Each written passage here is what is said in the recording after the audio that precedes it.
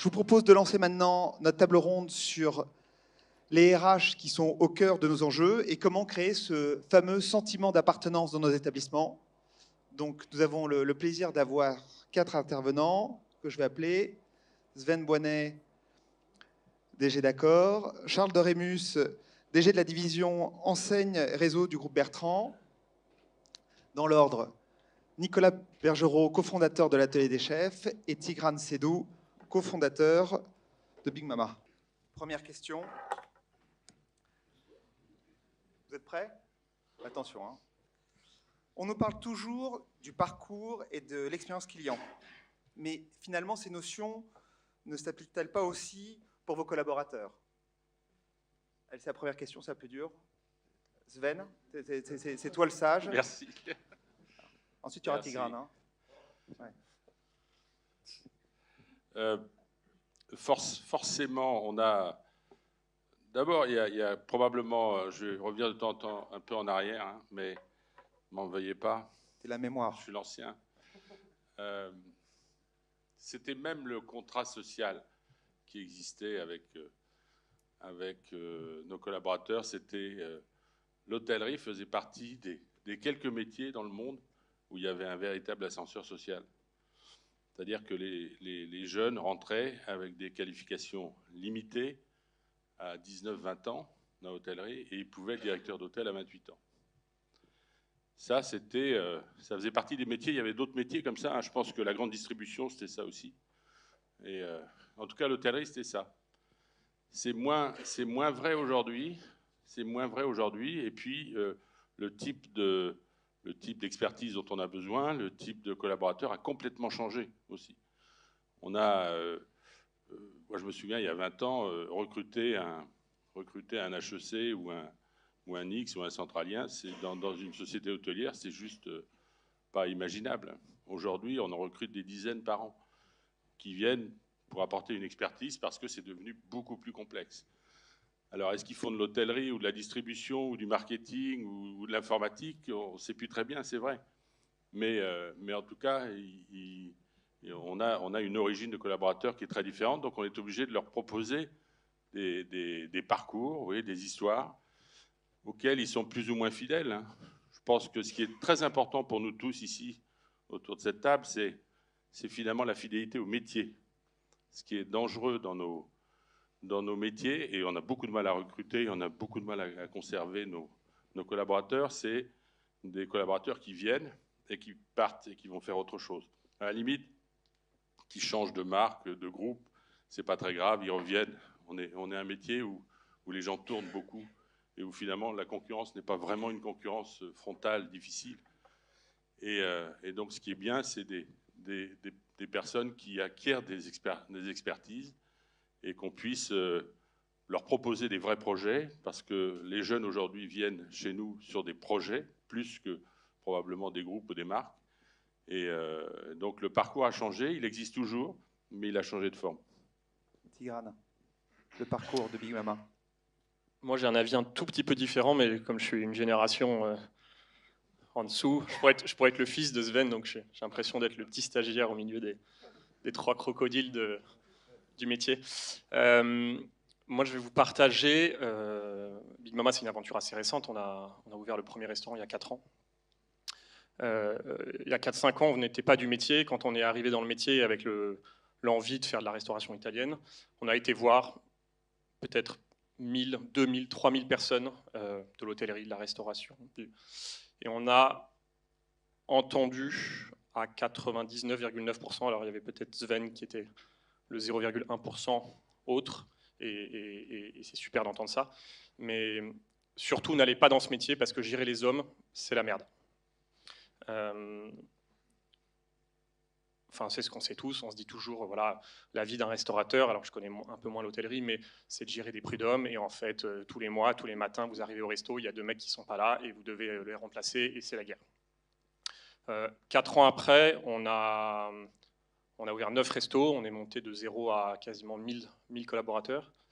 On n'a pas eu un seul prud'homme, et on a une moyenne d'âge de nos managers et de nos chefs qui est de 23 ans. Donc ça paraît complètement délirant, Et là, je rejoins pour le coup Sven. Je pense que c'est moins sur des fonctions support, de holding, de carrière, c'est plus dans la vie des restaurants, mais il y a une vraie réalité du métier aujourd'hui, qui est qu'on peut prendre un jeune de 19 ou 20 ans, ce qu'on fait, sorti d'école quasiment, et lui dire, OK, peu importe le temps que tu vas que tu vas prendre pour devenir un manager ou un chef, si c'est dans 6 mois, c'est possible. Si c'est dans 5 ans, c'est possible. Et on va construire un parcours avec toi. Après, on y reviendra probablement sur les questions d'après, mais on va construire un parcours avec toi qui va être sans limite. Et si ce parcours-là, tu peux le faire en 1 an, tu le feras en 1 an. On a ouvert à Londres il y a 6 semaines, 8 semaines, donc dans un nouveau pays qu'on ne connaissait pas. Des gros enjeux, évidemment, de réussir là-bas. Et on ne trouvait pas de sous-chef. On a un peu galéré. Pas de sous-chef. On a pris un jeune, un primo chef de parti qui avait 20 ans. Et on a ouvert il y a 6 semaines et on l'a nommé ce week-end sous-chef. Il a 20 ans. Et c'est un resto qui va faire probablement 8 ou 9 millions d'euros de chiffre d'affaires avec une brigade de 120 personnes. Donc c'est parce que le mec est juste exceptionnel. Et je pense que c'est des métiers qui permettent d'avoir des parcours de dingue. À nous de faire en sorte que ce parcours-là, il continue encore pendant 10 ou 15 ans et qu'il ne se crame pas. Mais je pense que c'est la force de notre métier, c'est de permettre des parcours de promotion interne et de responsabilité que nul autre secteur ne peut permettre. Pour rester un petit peu justement sur le point de Tigrane, les secteurs de la restauration et l'hôtellerie sont créateurs d'emplois, ça c'est très clair, mais en même temps, ils disposent d'une attractivité certaine, avec le paradoxe, il y a une image extérieure quand même qui est assez dure. Charles, Nicolas, ça aussi. Oui, il y a une image dure parce que le métier est dur.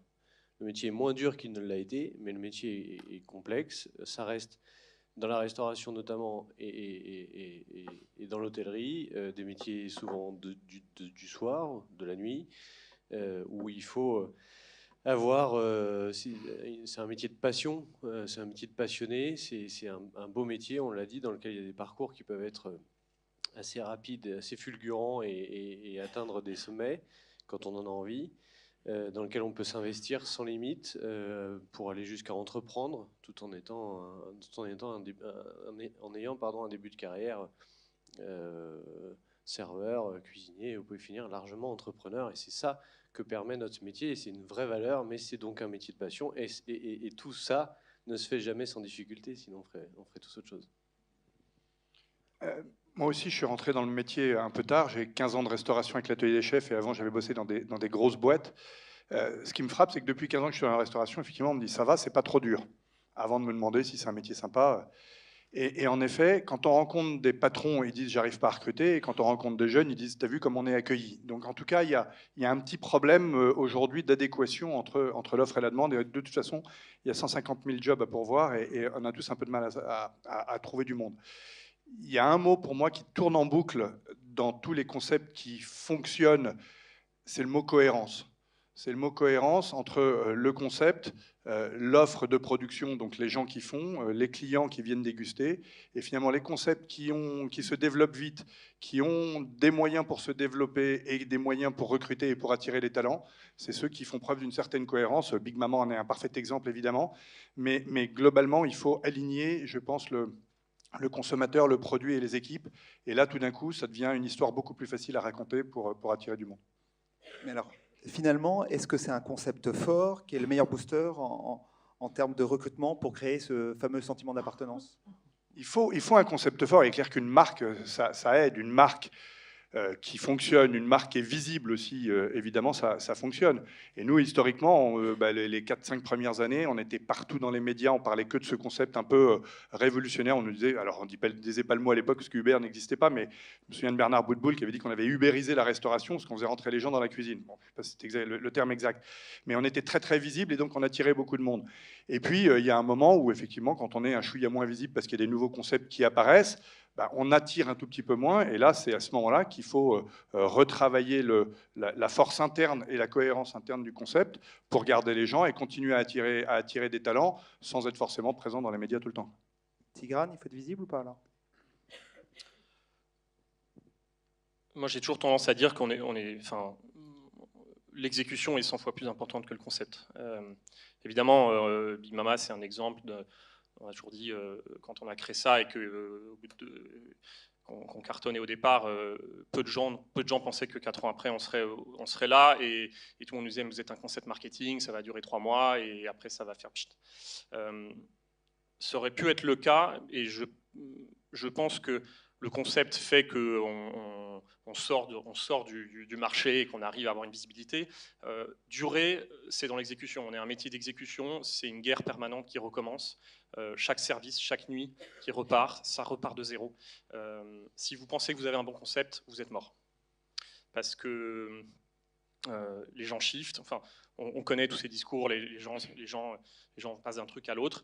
Si vous continuez à faire bon, pas cher, servi avec le sourire, tous les repas, tous les midis, c'est ça qui fait que votre truc il marche. Donc ça, c'est d'un point de vue client. Et votre salarié, puisqu'on est plutôt sur une thématique interne, RH, il ne se lève pas le matin, il ne va pas à Popolare ou à Pink Mama en disant hey, super, le 100e jour de son travail, il ne se dit pas c'est super, j'y vais, c'est un bon concept.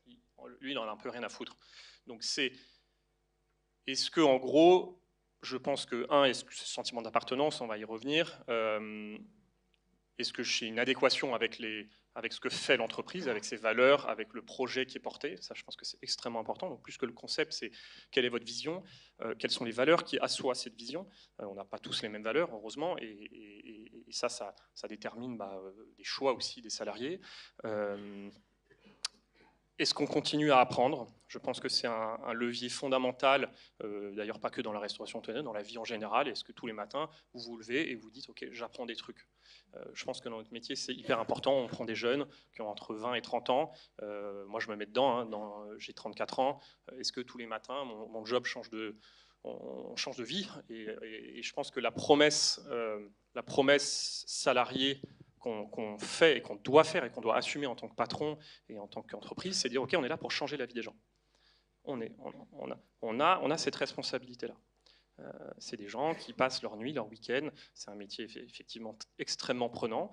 Et quand on reçoit un salarié dans son entreprise, dans son restaurant, on a cette responsabilité de dire ok, je vais te prendre et tu vas bosser, tu vas grandir, mais moi je vais te donner tous les outils pour apprendre. Et tant que tu apprends, reste chez moi. Si tu apprends plus, va ailleurs. Et je pense que c'est cette philosophie-là qui doit être le nerf de la guerre de nos politiques RH et de ce sentiment d'appartenance. Merci. On parle aussi, surtout en ce moment, de cette panne de l'ascenseur social, tant décriée en France. Est-ce que ça existe-t-elle vraiment dans le secteur de l'hôtellerie et de la restauration? Charles ou Sven? Vas-y. Écoute, non, mon sentiment, c'est qu'il n'y a pas de panne de l'ascenseur social. Et j'en suis un exemple assez parfait, si vous me permettez l'expression.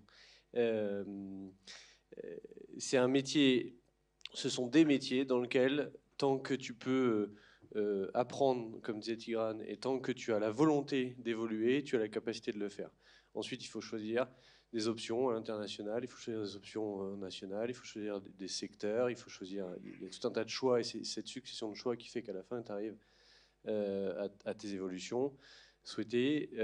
L'entrepreneuriat est très accessible dans nos métiers, notamment la restauration, désolé, mais nous, avec le groupe, on a remis en place la location-gérance pour permettre à des entrepreneurs qu'ils souhaitent de pouvoir ouvrir leur établissement sans forcément avoir d'apport financier, puisque ça peut être un point bloquant. Vous êtes plus sachant que moi dans cette salle, j'imagine, mais le besoin en financement, c'est pas rien. Et ben, la location-gérance permet d'aller encore plus loin dans cet ascenseur social.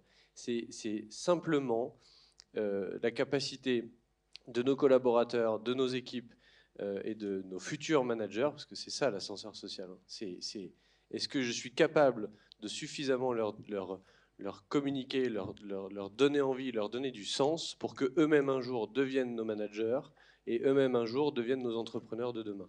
Si nous, c'est notre responsabilité aujourd'hui de permettre les passerelles, la location-gérance en est une, et de donner du sens pour que demain, nos collaborateurs, soit nos managers. Moi, je pense que le nerf de la guerre, c'est plus, c'est pas forcément le concept, c'est pas forcément le métier lui-même, c'est le développement. C'est-à-dire que je regardais avec intérêt hier la brochure que Accor a faite, et qui est la base de la présentation que nous faisons de nous-mêmes dans les écoles, dans les grandes écoles.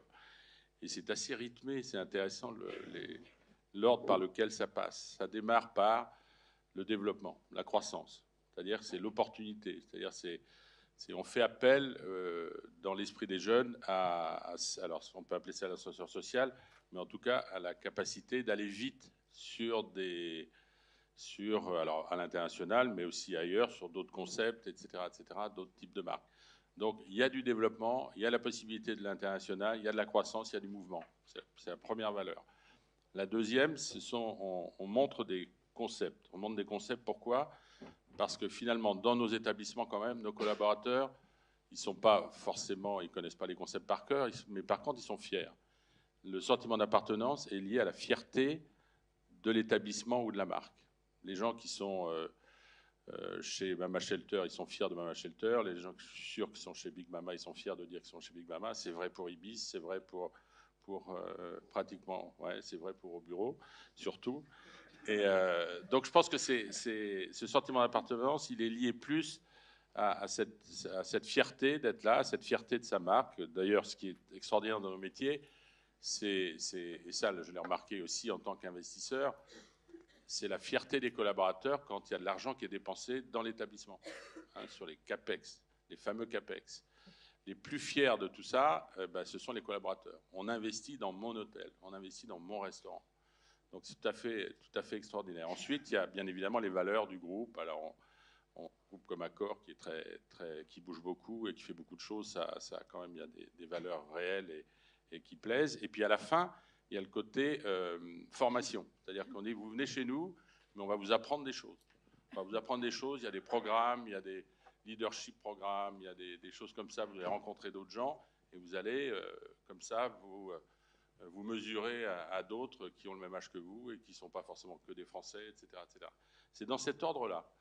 Donc, moi, je serais dans une école et j'écouterais ça, j'irais en courant. Hein. La première fois, mon premier job, c'était sur des plateformes de forage dans le pétrole. Et à l'époque, le pétrole, il y a 30 et quelques années, c'était ça. C'était à l'international, c'était des responsabilités tout de suite, c'était de l'argent tout de suite aussi. C'était un certain nombre de choses comme ça. C'est parce que ces valeurs-là, j'espère qu'elles sont encore vivaces dans l'esprit de nos jeunes, mais c'est ce genre de choses qui poussent. Et alors après, la difficulté qu'on a tous là, autour de cette table, c'est de les garder. C'est-à-dire que la promesse qu'on leur a faite, elle est réelle. Hein, et là, c'est la difficulté. Et c'est là où il faut du développement quand même. Parce que l'ascenseur social, on ne peut le faire que s'il y a du développement. Parce qu'après, il faut bouger les gens, il faut les former. Et donc, du coup, quand le développement est rapide, les responsabilités deviennent rapides aussi. Hein, puisqu'on n'a pas le temps de les former 10 ans, il faut que dans 6 mois, on rouvre d'autres choses, etc. etc. Donc, c'est quand même une dynamique. Et ce qui est formidable en ce moment, c'est que le développement est très important. Très important. Et ce paradoxe, il est celui-là, c'est que la croissance est forte, la demande dans l'univers du tourisme est extrêmement forte. Alors, elle a des petites fluctuations suivant les événements conjoncturels dans tel ou tel pays, mais grosso modo, sur l'ensemble du monde, c'est entre 3 et 5%, ou 7, voire 7% de croissance par an. Quoi. Donc, on est dans un secteur en croissance où les modes de financement sont beaucoup plus accessibles qu'avant, où les goûts des consommateurs font que des tas de nouveaux concepts peuvent voir le jour. Et on a du mal un peu à trouver des jeunes qui accompagnent ça. Justement, manifestement, les nouvelles générations n'aiment pas passer par cette case vestiaire. Y a-t-il des attentes de la part de ces générations en termes de RH ou de management ? Charles ? Oui, il y a beaucoup d'attentes. Tu le disais, Sven, à l'époque, on gagnait beaucoup d'argent. C'est une donnée qui a été un peu réduite dans le pétrole. Mais dans la restauration aussi, on gagnait beaucoup plus d'argent il y a 20 ans qu'aujourd'hui. Mais en fait, on a remis à plat complètement le jeu. On a aujourd'hui beaucoup moins d'attentes sur la rémunération en tant que premier élément. On a beaucoup plus d'attentes sur la reconnaissance, l'apprentissage, on l'a dit tout à l'heure, et sur ce fameux grand chapitre de le mélange entre la vie privée et la vie professionnelle. Alors sur un concept comme au bureau, comment on a réussi à aller un peu plus loin là-dessus? Eh ben, il y a un tas d'actions qui sont mises en œuvre, mais on a maintenant dans un restaurant de 35 collaborateurs, qui est une belle PME, on a une salle de repos avec un baby-foot, avec un jeu de fléchettes, avec un frigo à disposition. Mais qui avait... Ouais. Qui avait... Non, justement, mais on est quand même obligé de le faire pour cette fameuse histoire de comment vous gérez la coupure dans notre métier de la restauration. Il y a 10 ans, personne ne se posait la question. On n'avait pas plus de place il y a 10 ans dans nos établissements, sauf qu'aujourd'hui, le peu de place qu'on va récupérer, on va y mettre un cadre de vie privé dans lequel le collaborateur va pouvoir rester et poursuivre sa journée pour reprendre naturellement le soir. Et puis on va aussi réfléchir à la tenue de nos collaborateurs. Tu l'as fait dans ton concept, au bureau il y est passé, c'est-à-dire que maintenant c'est quand même plutôt une Stan Smith blanche, un jean, une chemise en jean, un t-shirt, et je peux aller de chez moi à mon boulot sans me changer et sans passer par le vestiaire comme tu le soulignais. Et ça, c'est beaucoup plus essentiel aujourd'hui dans les enjeux RH que les éléments de rémunération, contrairement à il y a 20 ans où c'était je veux gagner du pognon ou je veux peu bosser. Maintenant, tu n'as plus trop le choix, on bosse tous à peu près en moyenne, on bosse tous la même quantité, et en termes de qualité, c'est des vrais choix. C'est des vrais choix aussi quand tu as une offre pour tes intégrations qui est basée sur le digital. Je laisserai Nicolas en parler davantage, mais on a lancé un outil qui s'appelle SpeechMe. Alors ça ne met pas en valeur l'atelier des chefs là tout de suite, mais il y a beaucoup de beaux outils qui existent et qui permettent d'offrir tout de suite aux collaborateurs, dès son entrée dans la team, un parcours d'intégration digital sur son propre téléphone. Il peut commencer dans l'établissement, il peut finir en rentrant chez lui. Et voilà comment encore on fait le lien entre cette fameuse vie privée et vie pro, tout en donnant de la pertinence, transmettant du savoir-faire et donnant du sens à nos collaborateurs. Il y a d'autres exemples, mais je passe le micro. Oui, Tigrane, il y a une promesse, donc employeur, collaborateur, enfin, très clairement. Ta promesse quand quelqu'un rentre, c'est lui dire si t'es bon, tu vas pouvoir devenir le patron de Lille, par exemple. Ouais, bon, ça on en a déjà parlé, évidemment. C'était Londres, je ne savais pas que ça marchait aussi à Lille. Cette promesse, elle est clé. Et ce que disait Sven tout à l'heure sur le fait que là, on a été en hyper-croissance depuis 4 ans, ça nourrit vachement le côté de promotion interne et le côté RH qui est fondamental. D'ailleurs, c'est assez contre-intuitif parce on m'a souvent dit mais en fait, comment est-ce qu'on génère une âme dans un lieu de vie parce que l'âme d'un restaurant, l'âme d'un hôtel, ça vient par le design, mais ça vient avant tout par l'équipe. Quand tu rentres dans un resto, au bureau, chez Big Mama, est-ce que tu sens qu'il y a un collectif qui gère ce truc comme une famille qui se reçoit chez soi? Ça, et ce truc-là, on m'a toujours dit mais tu arrives à le faire quand vous êtes 50, ça sera beaucoup plus compliqué quand vous serez 500 et quand vous serez 5000 ou je sais pas combien, ou 50 000 ou 100 000 quand on est à Corse. Et est-ce que c'est encore faisable? Je pense que c'est encore faisable. C'est encore faisable parce que justement la croissance nourrit cette notion de promotion interne. Après, sur la promesse collaborateur entreprise, on sait qu'elle doit exister. La question, c'est comment on la fait exister. Comment on la fait exister, ça c'est plein, il n'y a pas de formule magique, c'est plein d'actions au quotidien qu'on fait. Alors évidemment, les parcours de formation sont clés. Nous, on a démarré l'aventure, au tout début de l'aventure, un petit peu avec cette logique-là de dire il faut assurer un peu une continuité. On va entre la vie privée, la vie perso, le salarié va pouvoir rentrer chez lui, avoir des outils digitaux pour continuer à se former. Et on est un peu revenu en arrière sur ce truc en se disant en fait les gens bossent tellement dans les restos que quand ils rentrent chez eux, quand ils ont une coupure, en fait stop, basta. Et ils doivent aller faire du sport, ils doivent aller faire autre chose. Donc, je ne sais pas si c'est la bonne option, mais on a été un peu contre la digitalisation de ce truc-là, qui est en fait, à la fin, on est un peu cramé par le métier parce qu'on en a partout. Donc on a mis un programme de formation qui est vraiment un programme de formation très axé sur le terrain quand on est en resto. Chaque briefing, alors nous on a des briefings qui sont hyper clés, qui sont des phases hyper clés avant chaque début de service. Et dans chaque briefing, on impose qu'il y ait 5 minutes de formation sur un produit, sur une technique, sur un truc. Et c'est ces moments-là qu'on utilise, qui sont en fait plus des moments collectifs. La formation passe plus par des moments collectifs d'apprentissage de quelque chose de très concret, très précis, plutôt que on va t'envoyer un livre, ce qu'on a fait, hein, donc un livre ou une appli, et après le service de minuit, tu vas regarder ça chez soi pendant 1 heure. Parce qu'on avait le sentiment qu'en fait, sur notre population, peut-être qui est italophone, très jeune, pas hyper scolaire et académique, ça marchait pas super bien. Et donc en fait, on crée des outils qui à la fin n'étaient pas vraiment utilisés. Donc on a un peu changé de format. Il y a des sessions qui sont importantes, évidemment. On a 4 sessions de formation, qui est une session d'intégration, une session de devenir expert, une session de devenir leader, et après une session vraiment de top management. Et on va aller chercher des modules, qui sont des modules très concrets. On a fait un partenariat avec les cours Florent, par exemple.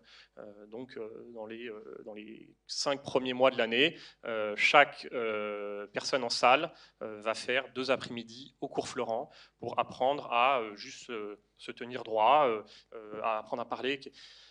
En fait, on va aller chercher des choses, des métiers extérieurs pour asseoir ça. On a une journée d'intégration dans laquelle on va faire une visite d'un lieu culturel à Paris, parce qu'en fait, c'est des gens qui connaissent pas vraiment Paris. On essaye d'aller plutôt former sur des soft skills, le fait que en fait, je vais venir au bureau le matin et je vais être bien dans mes baskets et plus heureux d'être à Paris que d'être à Londres ou à Berlin.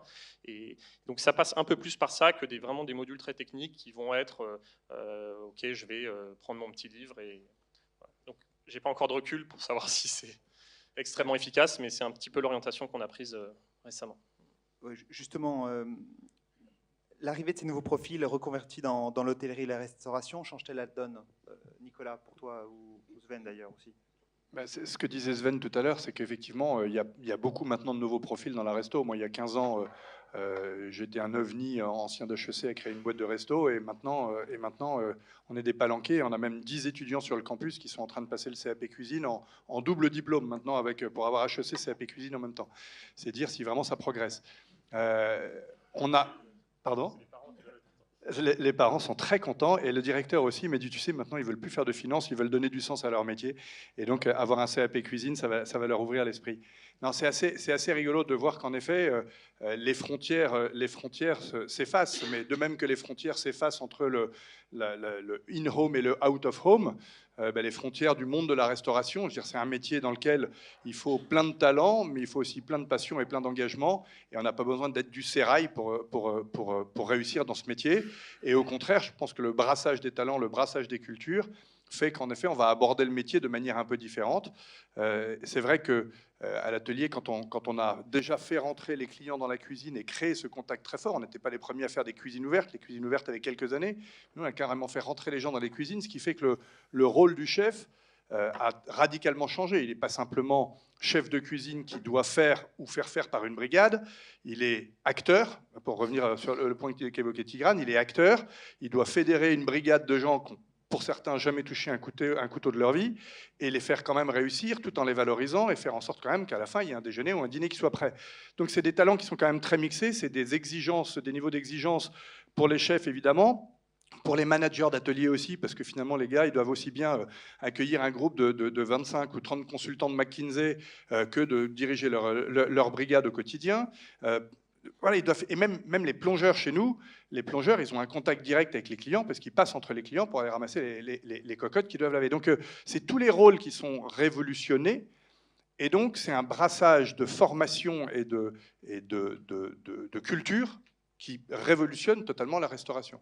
Alors après, pour former, effectivement, il faut s'adapter. Je ne suis pas du tout un adepte du 100% digital, mais c'est vrai qu'aujourd'hui, compte tenu des besoins énormes qu'on a dans le métier pour aller chercher des gens qui ne viennent pas de ce milieu-là et qui doivent avoir quand même des techniques de base, On a développé des outils qui permettent justement d'acquérir les techniques de base et ensuite d'arriver avec ce minimum requis qui fait qu'en arrivant chez Au Bureau, en arrivant chez Big Mama ou en arrivant chez Accor, on va pouvoir se faire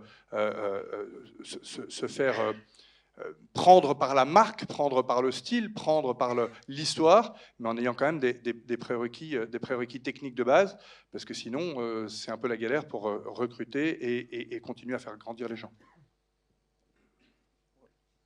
Peut-être sur ce même thème, d'une façon un peu caricaturale, je dirais qu'il y a 20 ans ou 15 ans, on recrutait de l'expertise à qui on donnait des soft skills, à qui on apprenait à sourire. Aujourd'hui, on recrute des comportements et des personnalités à qui on donne une expertise. Ça va dans ce sens-là. Et le digital sert à ça quand même, un peu. Maintenant, la digitalisation ou pas des établissements, elle sert à quelque chose quand même. C'est qu'on est moins asservi à la machine. Moi, j'ai toujours en tête cette image de l'hôtel.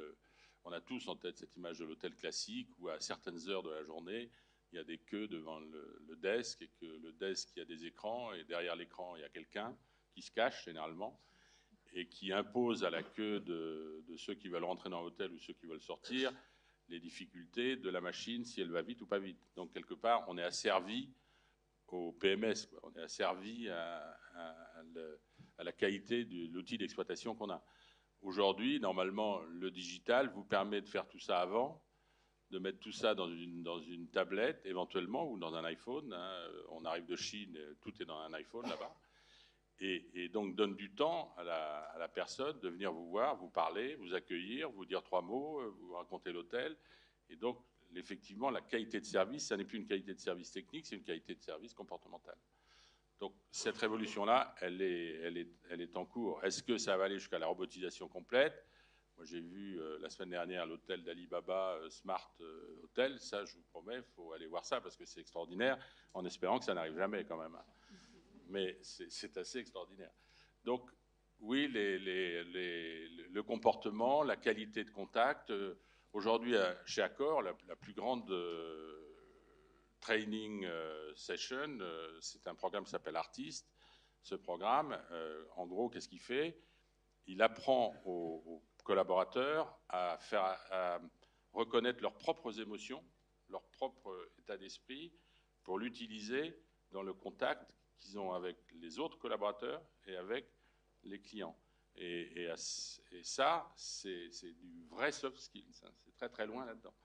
Mais le succès de cette formation est exceptionnel parmi les collaborateurs et se traduit en termes de qualité de service également de façon exceptionnelle. Donc oui, ça a beaucoup changé et le digital aide à ça au lieu de l'empêcher.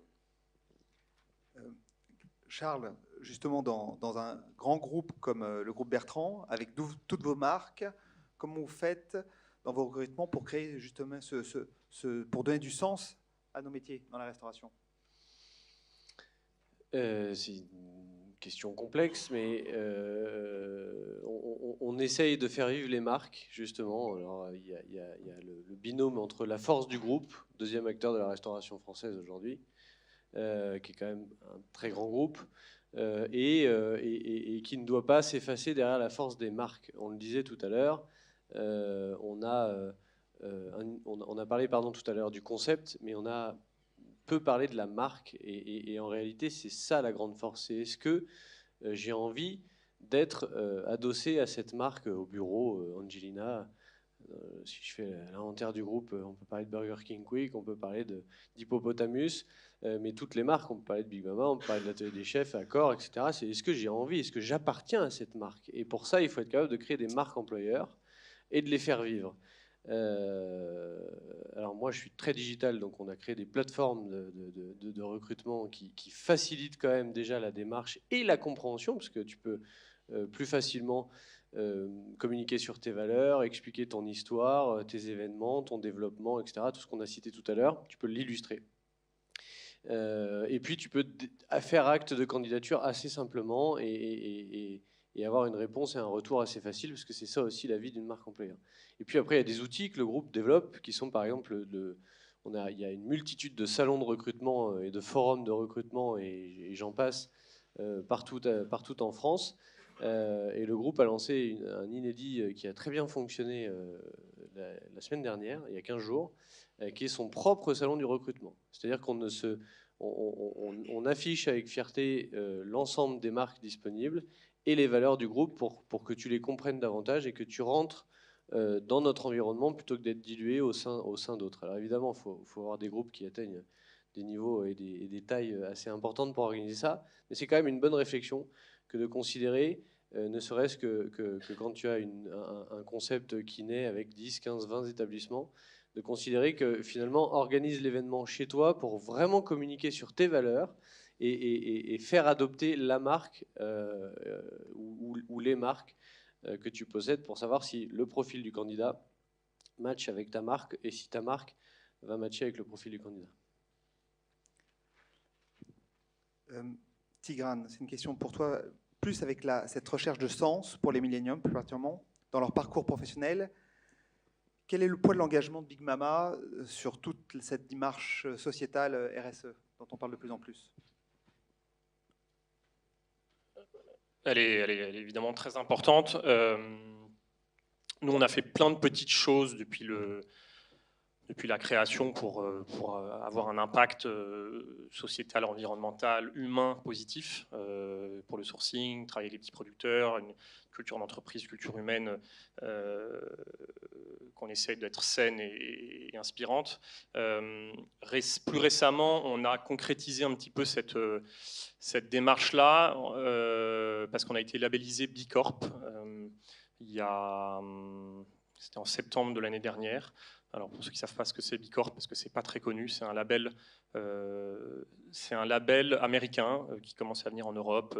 Une partie de Danone est devenue B Corp, ça a été porté par quelques entreprises assez fortes dans le domaine RSE comme Patagonia, Ben & Jerry's, Innocent. Et en fait, c'est un label qui n'est pas un label environnemental, genre je suis green, je suis pas green, machin, parce qu'en fait, ça c'est un peu un truc de communication. C'est un label qui vous diagnostique l'ensemble de votre entreprise. C'est un processus assez long, assez engageant, et qui vous note sur 200. Et au-delà d'une certaine note sur 200, donc si vous êtes au-dessus de 80 sur 200, vous êtes éligible à être B Corp. Et en fait, B Corp donne un certain nombre de directions après, très concrètes. Il y a 500 lignes de pour action par rapport au diagnostic que vous avez eu. Et chaque année, vous devez augmenter votre note de 10%, sinon vous sortez du label. Donc c'est plus un cadre pour donner des actions très concrètes que pour avoir un label environnemental. On est quand même le premier groupe de restauration, je crois, en France ou en Europe à avoir fait cette démarche-là. Sur B Corp, il y a 1000 autres labels que tous les confrères ont, évidemment, mais j'ai trouvé que c'était un label intéressant parce que c'est pas juste ok, est-ce que je suis green, est-ce que je suis pas green, et une fois que j'ai mis que je suis green, bon bah ok, je le mets sur mon site internet et c'est cool. En fait, c'est assez contraignant. C'est pas un label bénévole, c'est un label business, donc il vous pousse vraiment à pousser des actions concrètes. Donc ça va changer votre statut d'entreprise avec une démarche environnementale, donc un truc un peu symbolique, jusqu'à évidemment une démarche humaine, environnementale, sociale. Est-ce qu'on trie les déchets? Est-ce on a passé toutes nos énergies en énergie verte?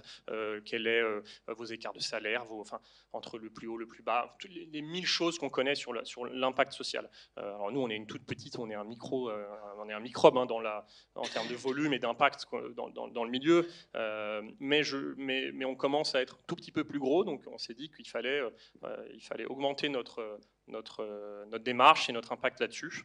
On a eu 81 sur 200. Il fallait avoir 80. Donc voilà, je suis transparent sur ça. Et c'est extrêmement dur d'évoluer. Et chaque année, on s'est fixé cette année à être à 105. Donc il y a plein de choses. Ça passe aussi par des capex parce qu'évidemment, sauver l'énergie, l'environnement, ça passe à investir dans des climatisations qui coûtent plus cher, tout ça. Donc c'est un coût financier important.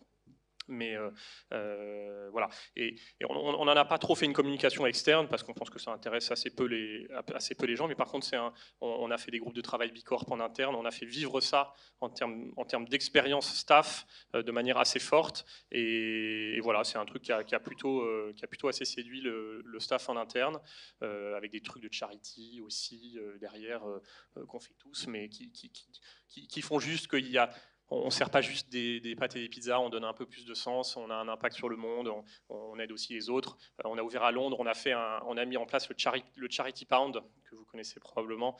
Alors à Londres, c'est culturellement très ancré dans les mentalités. En un mois, on a récolté 7000 pounds. En un mois d'activité, 7000 pounds pour une association locale à Shoreditch qui aide des enfants défavorisés. Donc c'est quand même à chaque fois des impacts. Et donc ça a été fêté par le staff, ils étaient hyper fiers de ce truc-là. Ils ont tous été 2 heures entre la coupure, aller donner le chèque le premier mois à l'association. Enfin, voilà, tout ça, ça fait vivre un petit peu l'aventure humaine et l'aventure humaine du truc. On va essayer de le faire à Paris. Donc je ne sais pas ce que ça va donner, parce qu'à Pink Mama, on va faire ce test du Charity Pound, du Charity Euro qu'on va faire. Il y a un peu plus d'un Anglais sur 2 chez nous. Donc on opt-in, c'est-à-dire qu'on le met dans l'addition, les gens peuvent opt-out, dire je refuse. Il y a 60% des clients anglais qui l'acceptent. En France, je ne sais pas trop. Je pense que ça va être un peu plus bas. Si on est déjà à 10 ou 20%, ouais. ça va être top, mais je vous dirai ce que ça a donné. Je crois qu'on le teste le mois prochain et on verra aussi le gap culturel sur la démarche sociétale, environnementale entre les anglo-saxons et les Français. Sven, c'est aussi des choses qui sont importantes chez Accor. On nous en parle quand même avec toutes les marques très régulièrement. On a été un des pionniers avec un programme qui s'appelle Planète 21, qui est renouvelé tous les ans, mais qui prend de façon intéressante une autre forme. Ça a démarré il y a une quinzaine d'années, un peu comme une démarche de propriétaire ou d'investisseur, c'est-à-dire que c'est très lié à des économies d'énergie. C'est comme ça que ça... Voilà, c'était les premiers sujets étaient liés à des économies d'énergie et ça a évolué. C'était l'environnement, donc la construction, l'exploitation, tout ça ont été au cœur de la démarche Planète 21. Et quand je vois aujourd'hui les engagements sur Planète 21, ils sont passés de ça à des engagements sociétaux beaucoup plus forts, et y compris des sujets d'éthique, d'exemplarité, etc. Parce que vous pouvez toujours avoir des bâtiments à énergie positive, une gestion des déchets qui est bien foutue, etc., etc. Faire attention à des tas de choses. Si la culture de management, si le management n'est pas exemplaire, éthique et juste, vous passez complètement à côté. Donc, il y a des tas de nouveaux sujets qui n'existaient pas il y a 10-15 ans, comme le whistleblowing, comme les comités éthiques, comme des choses comme ça, qui ont été créés afin de réguler, de gérer et d'apprendre aussi comment faire. Mais l'exemplarité du management, l'éthique du management, le care du management vis-à-vis des collaborateurs est aussi important, sinon plus, que les économies d'énergie.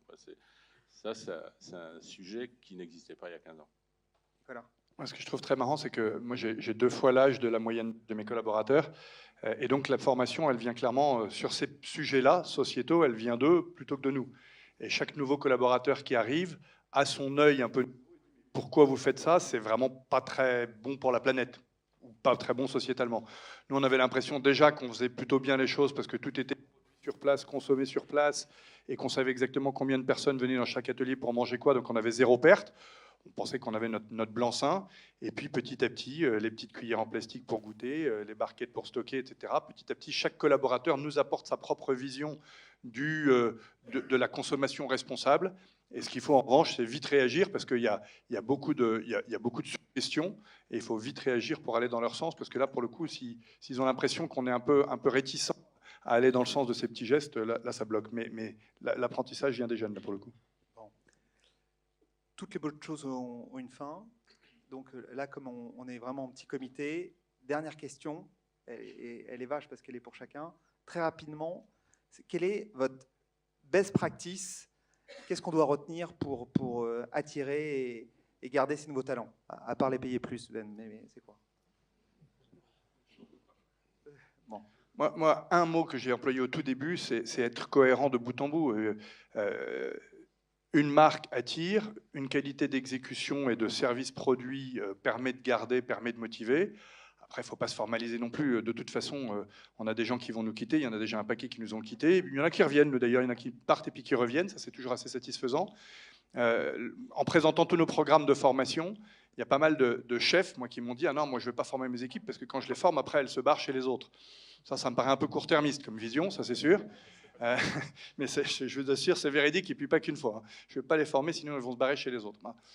Donc en tout cas, créer un environnement de cohérence entre la marque et la promesse autant marque employeur que produit, les équipes qui vont faire vivre l'expérience, le produit qui sort, et puis on a la clientèle qu'on mérite grâce à ça. Et je pense que quand on a malgré une concurrence effrénée, malgré un âge certain, parce qu'aujourd'hui dans la restauration, avoir 15 ans, je ne parle même pas du groupe Accor, mais avoir 15 ans, c'est limite être un dinosaure, et on arrive à garder des équipes, à recruter des nouveaux et avoir beaucoup d'envie de gens qui veulent nous accompagner dans nos métiers traditionnels de cours de cuisine, et puis dans les nouveaux de formation pro, essentiellement en digital. Tigrane, un secret. Non, un, ça va.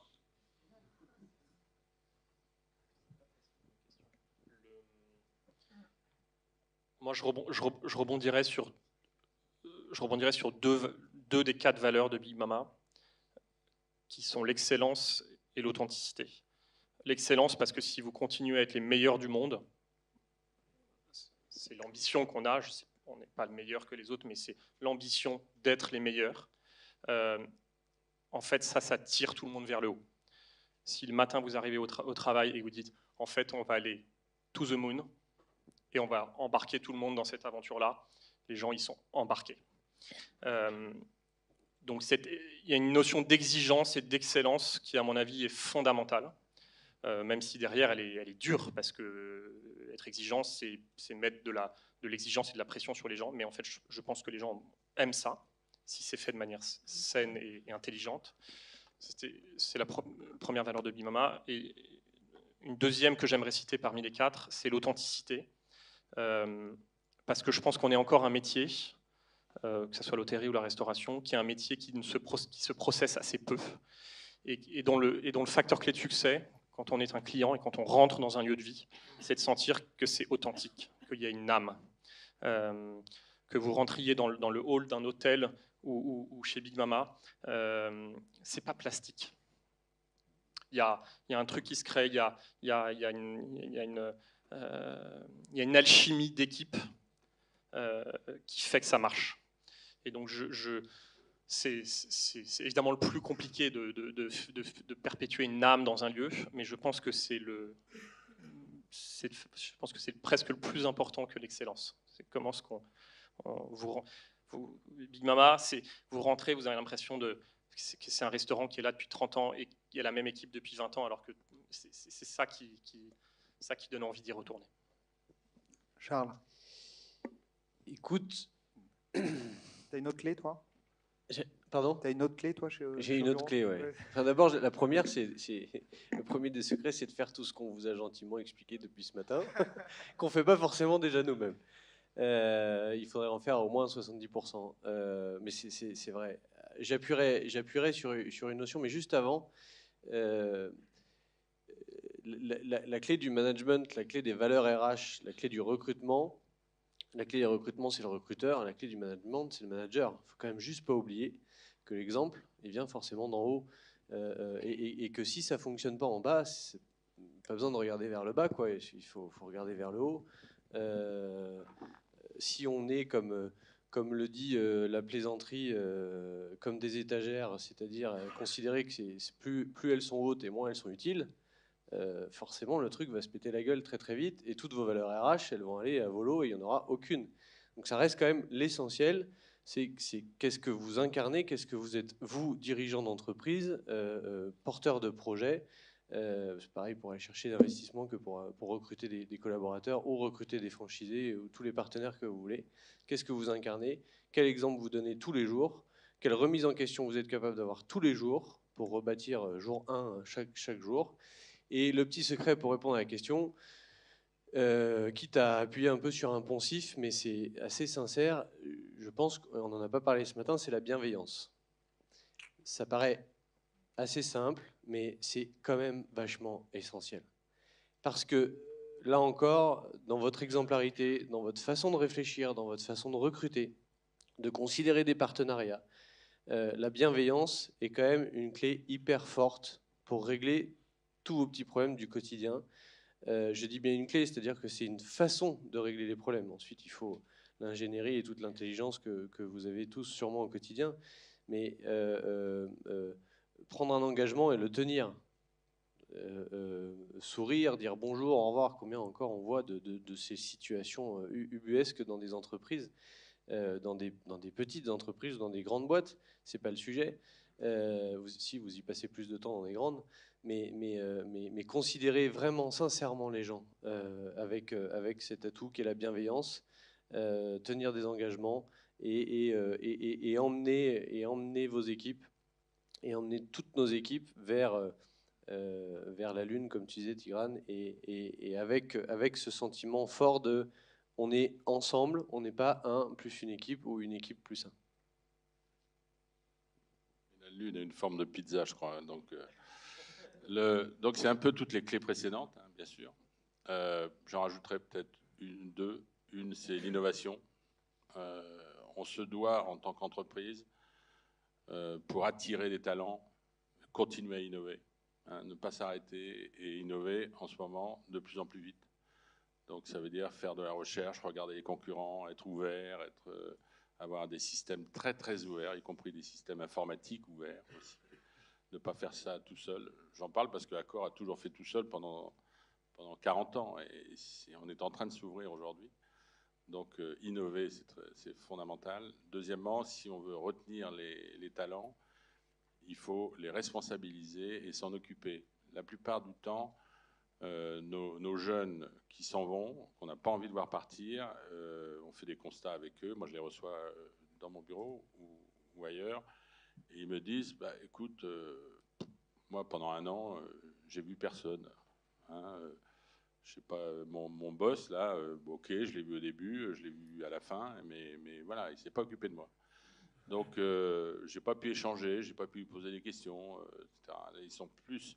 Aujourd'hui, les jeunes sont quand même plus pressés qu'avant. Hein, ils veulent aller plus vite dans les responsabilités, dans la vie, dans beaucoup de choses. Et il faut être attentif à ça, il faut s'en occuper, il faut vraiment les écouter, les accompagner, leur donner des responsabilités, parce qu'ils sont capables de les prendre. Donc c'est des secrets supplémentaires. Avec tout ça, là, il y a la clé du succès. Hein.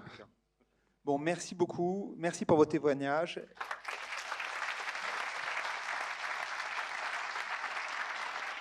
Bon. Alors, prochaine étape, on descend l'écran. Voilà. Vous libérez la salle. Super. Merci à vous encore.